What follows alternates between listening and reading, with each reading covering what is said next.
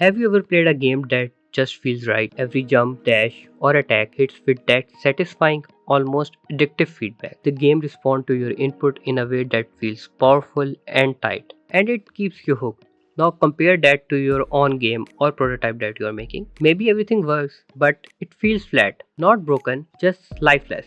Pressing buttons isn't fun, the experience lacks the weight. The problem isn't your mechanics, it's something deeper, something that is called as a game feel, or what a lot of developers call a game juice. Game juice is a layer of feedback that makes a game come alive. It's how your game talks back to the player through visuals, audio, animation, camera movement, screen shake, particles, and more. When it's there, everything feels satisfying. When it's missing, even a solid game can feel a hollow. For example, when you jump, does the character squash a little first? Is there a sound, a dust puff, a slight camera tilt or bump? When you hit an enemy, do they flash white for a frame? Is there a knockback, screen shake, a hit sound that punches? Or do they just quietly lose the health? Game Juice is about communicating feedback. It's a way to tell the player, yes, you did something and it mattered. This is a detail a lot of beginner or even a mid-level developers overlook. The systems are there, the logic is solid, but it doesn't feel good to play. You press a button and the result is technically correct, but it lacks energy, clarity, and feedback. So, how do you fix that? Here are a few simple ways to bring the life into your game. Add a bit of screen shake or heavy impacts. Use hit flashes, a one frame white flash on enemies when they struck. Add particles like dust clouds on landing or sparks when objects collide. Replace placeholder sounds with tight, crunchy, and satisfying sound. Add subtle camera zooms or tilts for attacks, dashes, or explosions. Add anticipation.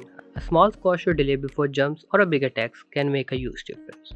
Use freeze frames, slow motion, or motion blur in the moderation to give hits more power. Look at the games that master this, like Hades, Celeste, Dead Cells. None of them are ultra realistic. It's not about the functionality, it's about how it feels to play. In Hades, a sword slash comes with a sharp sound, camera jolt, particle burst, and enemy reaction, all in just split seconds. In Celeste, jumping feels incredible, not because of complexity, but because every jump is tuned with particles, squash and stretch, audio, and camera movement. Even Vampire Survivors, with its simple visuals, floods the screen with constant feedback, flashing effects, damage numbers, and explosions. It keeps you engaged minute by minute, not with the realism, but with the response. And honestly, this is something I've been learning firsthand as a solo developer. I used to focus just on making things work. Now I focus on making them feel good. I'm deliberately adding these things because I've seen how much of a difference it makes. At the end of the day, a game that feels good is a game people want to keep playing. That's what makes it memorable. If your game works but still feels off, you don't need another feature. You need a juice, a game juice.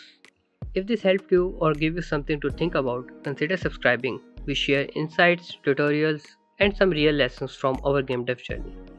Until then, we will see you in the next one. Bye.